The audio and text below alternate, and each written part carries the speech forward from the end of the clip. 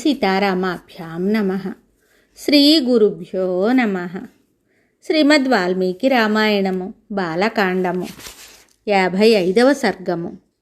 విశ్వామిత్రుడు పరమశివుని అనుగ్రహముచే అస్త్రబలమును సంపాదించి వశిష్ఠాశ్రమమును ధ్వంసము గావించుట.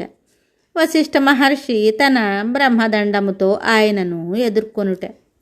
విశ్వామిత్రుని అస్త్రప్రభావంచే వ్యాకులపాటుకులోనైన ఆ సైనికులను చూసి వశిష్ఠుడు, ఓ కామధేను, నీ యోగ మహిమచే వీరులైన సైనికులను సృష్టింపుము అని ఆ ధేనువును ప్రోత్సహించారు. ఆ ధేనువు హుంభారవం నుండి సూర్య తేజస్సు గల కాంభోజులు, పొదుగు నుండి శస్త్రములను ధరించిన పప్లవులు పుట్టుకొచ్చారు. యోని ప్రదేశము నుండి యవనులు, పురీష ప్రదేశము నుండి శకులు, రోమకూపముల నుండి మ్లేచ్ఛులు, హారీతులు, కిరాతులు ఉద్భవించారు. ఓ రఘునందన, ఆ పప్లవాది సైనికులచే విశ్వామిత్రుని చతురంగ బలములన్నీయును తక్షణమే నేలపాలయ్యాయి. మహాత్ముడైన వశిష్ఠుని కారణంగా తమ సైన్యములు అన్నీ కూడా మసైపోగా విశ్వామిత్రుని 100 మంది సూతులను మిక్కిలి కోపించి వివిధములకు ఆయుధములను చేతబట్టి తపోధనుడైన వశిష్ఠునిపై దాడి చేశారు. పూజ్యుడైన మహర్షి ఒక్క హుంకారముతో వారిని అందరినీ భస్మం చేశాడు. విశ్వామిత్రుని పుత్రులతో పాటు వారి చతురంగ బలములను మహాత్ముడైన వశిష్ఠుని వలన క్షణకాలములో బుగ్గైపోయాయి. తన 100 మంది కుమారులను సమస్త బలములను నశించిపోవటం చూసి సుప్రసిద్ధుడైన విశ్వామిత్రుడు సిగ్గుపడి మిగుల చింతాక్రాంతుడయ్యాడు. సముద్రుని వలె అతని వేగం చల్లారింది. అతడు కోరలు తీసిన పాము వలె శక్తిహీనుడయ్యాడు. రాహుగ్రస్త సూర్యుని వలె వెంటనే తేజోవిహీనుడయ్యాడు.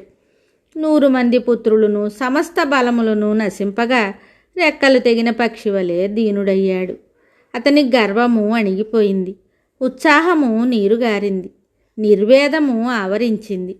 క్షాత్రధర్మమును అనుసరించి ఈ పుడమిని పాలింపుము అని విశ్వామిత్రుడు ఒక కుమారునకు రాజ్యభారాన్ని అప్పగించి అడవులకు వెళ్ళాడు. కిన్నెరులు, నాగులు సంచరించినట్టి హిమవత్ పర్వత ప్రాంతములకు చేరి ఆ విశ్వామిత్రుడు పరమేశ్వరుని అనుగ్రహమును పొందుటకై తపస్సు చేయసాగాడు. తరువాత కొంతకాలమునకు వృషభధ్వజుడు, వరదుడు అయిన పరమశివుడు మిక్కిలి పట్టుదలగల విశ్వామిత్రునకు దర్శనమిచ్చి ఇలా అన్నాడు: ఓ రాజా, నీవు ఎందులకు తపస్సు చేస్తున్నావు? నీ కోరికను తెలుపుము. నీ ఎడ ప్రసన్నుడనయ్యాను. నీ అభిమతమును ప్రకటింపుము. మహాతపస్వి అయిన విశ్వామిత్రుడు మహాదేవుని ప్రసన్నమైన మాటలను విని ఆయనకు ప్రణమిల్లి ఇట్లు విన్నవించుకున్నాడు: ఓ పరమేశ్వర, నా తపస్సు మీ మెప్పు బడిచినచో సాంగోపాంగముగా ధనుర్విద్యను, ఉపనిషద్ రహస్యములను నాకు ప్రసాదించండి. దేవతలు, దానవులు, మహర్షులు, గంధర్వులు, యక్షులు, రాక్షసులు మొదలగు వారి అందుగల అస్త్రపటిమ నాకును అబ్బునట్లు అనుగ్రహించండి. ఓ దేవదేవా, ఇదే నా కోరిక. అంతటా పరమశివుడు అట్లే అగుగాక అని పలికి అంతర్ధానమయ్యాడు. మహాబలశాలియు రాజర్షియు అయిన విశ్వామిత్రుడు సహజముగానే గర్వము గలవాడు. దివ్యాస్త్రములను పొందుట వలన ఆయన గర్వము ఇంకనూ అధికమయ్యింది. పర్వకాలములయందు సముద్రము వలె పరాక్రమ వృద్ధితో అతడు పొంగిపోయాడు. అప్పుడతడు ఇంకా ఋషీశ్వరుడైన వశిష్ఠుడు హతుడైనట్లే అని తలపోశాడు. తరువాత ఆ రాజు వశిష్ఠుని ఆశ్రమానికి వెళ్ళి తన అస్త్రములను ప్రయోగించాడు. ఆ అస్త్రముల ధాటికి ఆ తపోవనము పూర్తిగా దగ్ధమైపోయింది. శక్తిమంతుడైన విశ్వామిత్రుడు అట్లా అస్త్రములను ప్రయోగించుట చూసి మునులందరూ వశిష్ఠుని శిష్యులను గుంపులు గుంపులుగా నలుదిక్కులకును పరుగులు తీశారు. అట్లే వేల కొలది మృగములను, పక్షులను భయభ్రాంతులకు లోనై పారిపోయాయి. మహాత్ముడైన వశిష్ఠుని ఆశ్రమమునందలి వృక్షములు, పొదలు ధ్వంసము కాగా అది శూన్యమయ్యింది. క్షణములో ఆ ప్రదేశమంతయును ఊషర క్షేత్రమును తలపింపజేసింది. అందు నిశ్శబ్దము తాండవించింది.